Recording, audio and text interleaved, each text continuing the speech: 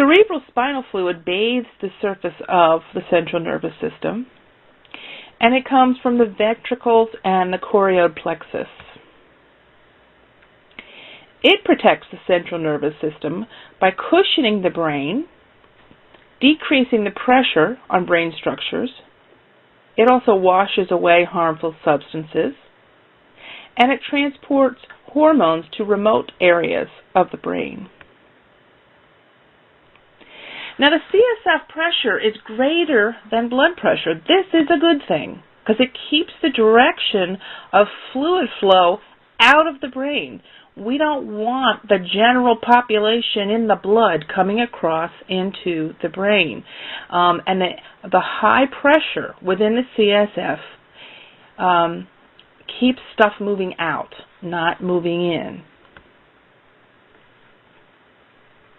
The peripheral nervous system is made up of the autonomic and the somatic systems. Very briefly, the somatic system is made up of the cranial nerves and the spinal nerves. The cranial nerves, there's 12 pairs. They're listed in your text and what they do. They mediate the peripheral responses originating in the brain. The spinal nerves, there are 31 pairs, each consisting of a sensory or afferent branch and a motor or efferent branch. So we see the sensation is coming into the spine, and then the directions to the body is coming out through the efferent or the motor branch. You get too close to a fire, that heat, that burning sensation comes through the afferent fiber into the spine, where the central nervous system processes it and tells you to move. That's the motor, the efferent message that's coming through. Somatic nervous system spinal nerves is also associated with the dermatomes. That's the areas of the skin that's supplied by the sensory fibers of the spinal nerves.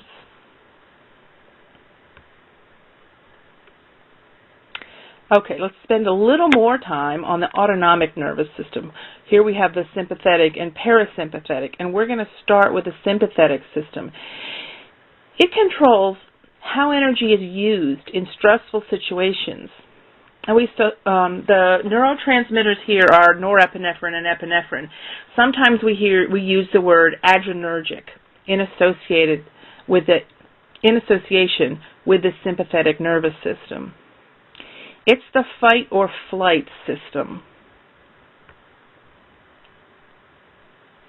Norepinephrine affects the central nervous system, specifically increasing the person's attention, making them focus on what is this crisis that's happening, unless the stress is too high and then it kind of overloads and attention is not really good.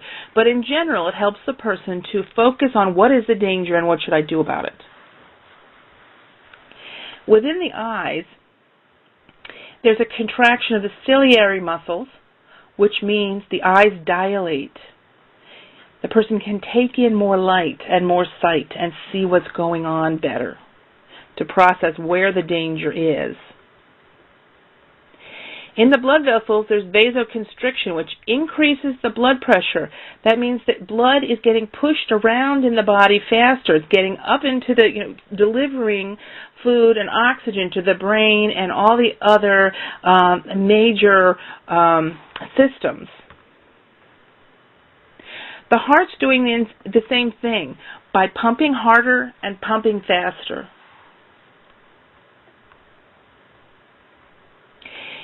The lungs, the bronchioles, are relaxing. They're dilating to allow oxygen to come in easier and to allow the carbon dioxide that is produced by all the extra physical movement that's going on to be passed out of the body easier.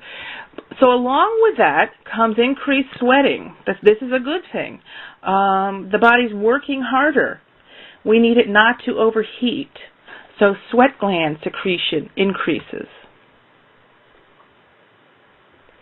Now, the bladder and the GI system are not really necessary in an emergency situation.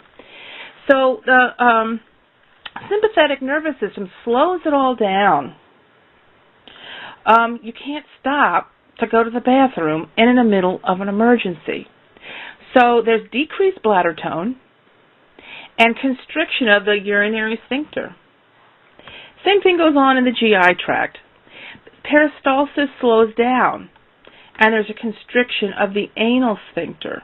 We don't need to be digesting and passing through waste products. That's not where our energy is needed in a crisis.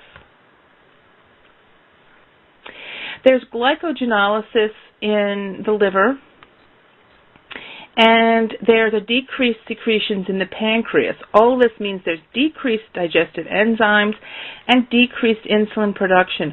So there's more blood sugar left in the blood to be transported to wherever it is needed. So the bottom line here, the sympathetic nervous system keeps the heart working under stress. It gets the blood where it really needs to be in the emergency. It facilitates easy flow of oxygen into the body and carbon dioxide out. It makes energy quickly available to the body. And it slows down all non-essential activities of the body.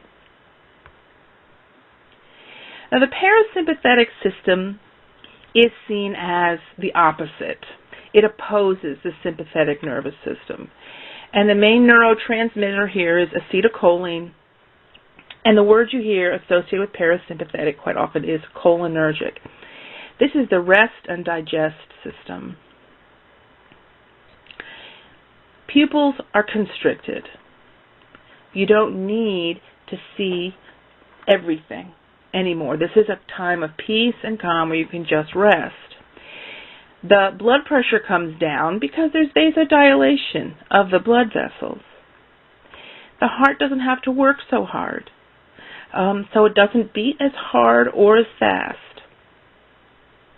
It's not as essential for the oxygen to get in very easily, so there's a relative bronchoconstriction. Remember, this is rest and digest. Now that includes processing the food. So there's increased bladder tone and relaxation of the urinary sphincter, so the body's digesting stuff and getting rid of it. The GI system is doing the same thing. There's increased peristalsis and relaxation of the anal sphincter.